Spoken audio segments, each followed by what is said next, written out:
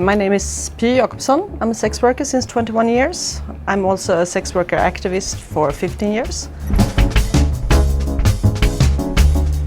Politically correct, in my opinion, is sex work. First of all, because sex work is an inclusive term. It includes everybody in the sex industry. And I don't like exclusive terms, because some people working as prostitutes will identify as prostitutes.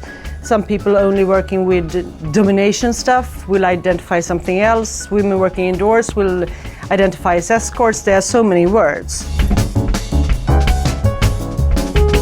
Everything comes back to radical feminism. You know, in all countries you have radical feminists. In Sweden, radical feminism is the norm. And, you know, I mean, if you really go way back in radical feminism, you know, they say that any penetration is like rape. Now, I mean, it actually says in the context of the law, it says that no prostitution is prostitution out of free will. Right? It means that everybody is a victim. If you scream and shout that you're not a victim, you're suffering from a false consciousness. And if you try to convince them that you're not even suffering from a false consciousness, they will say, well, you're not representative. And the fact is that I'm very representative. I'm like middle-aged, Swedish, working indoors, which is a very typical Swedish sex worker. And the fact of the matter is that most people in the sex industry choose it for whatever reason. And you know, it maybe suits their purposes, the way of living, or the money, or for whatever reason. And then you will also get, you know, especially here in Sweden, people will like challenge you and say, so what's a free choice? Yeah, but, you know, ask, you know, someone working as an assistant in a hospital working with old people cleaning shit the whole day, if that was a free choice, she probably wanted to pay her rent. You know, there are a lot of, you know, occupations that we take because we need to survive.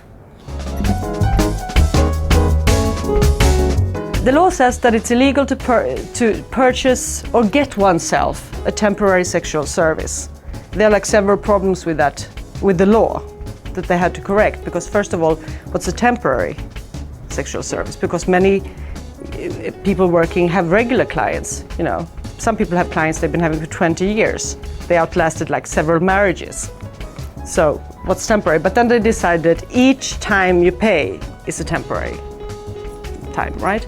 And then they had to decide what's a sexual service, and they had some problems with that also because they wanted to include like private posing and striptease and porn films, but they couldn't. So in the end they decided that if one person touched the other person's genitals, and then it's also in exchange for, you know, for something which could be money, which could also be drugs, of course.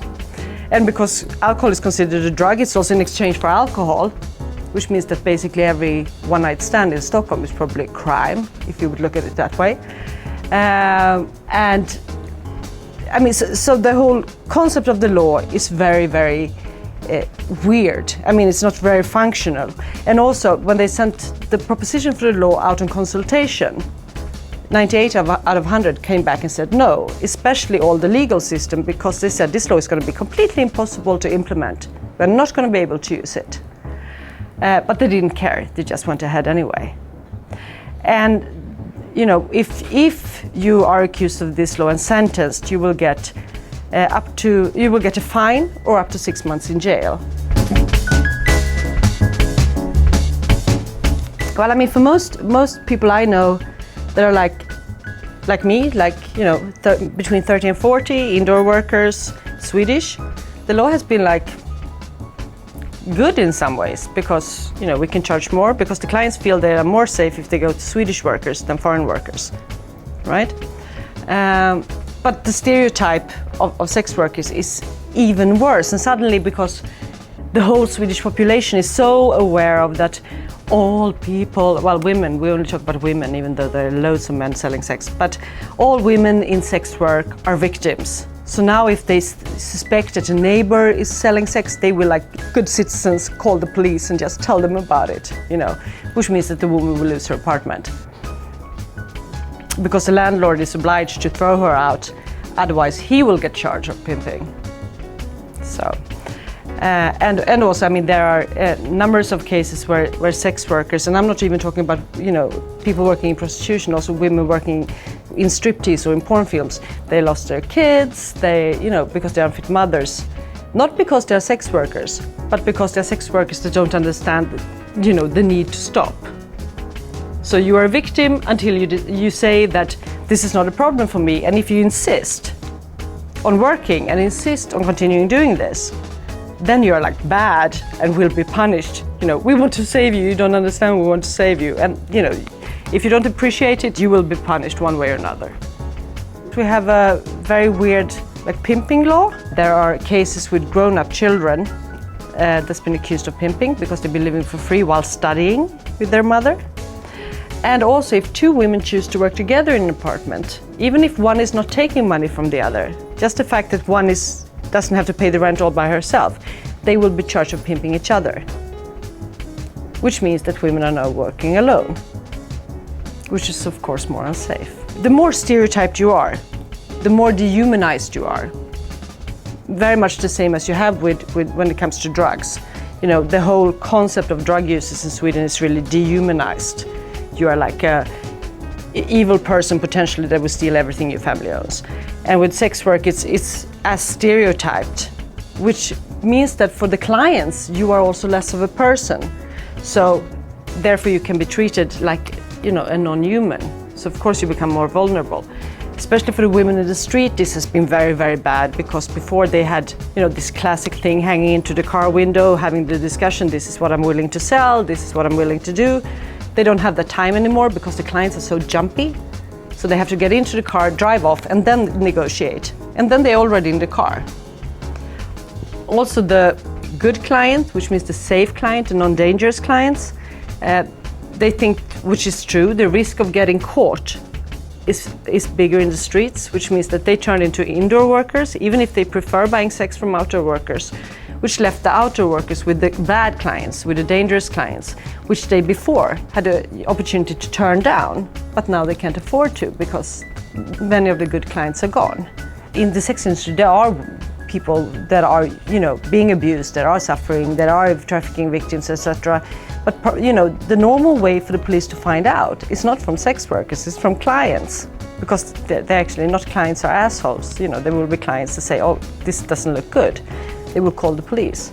And of course now they don't call the police anymore. Because if they're called the police, they will be accused of a crime. Yeah, well, if you talk with the police, they won't say that it really reduced it because there are no numbers prior to the law. The only numbers they have is based on street prostitution. And street prostitution in Sweden the numbers have always been very low because it's cold. Okay? We don't want to stand in the street. Even United Nations CEDAW committee asked Sweden to evaluate a law, and Sweden didn't do it. Now they're doing an evaluation, but only to see how they can make the law more effective. The politicians in Sweden have decided that sex work is a social problem, right? But yet they tried to solve it with a criminal law, and they did not give any money to social resources. So they say they want to have, women, because it's a gender-neutral law, but we still only talk about women. They want to have women out of prostitution, yet they offer them nothing. No exit programs, no specially trained social workers.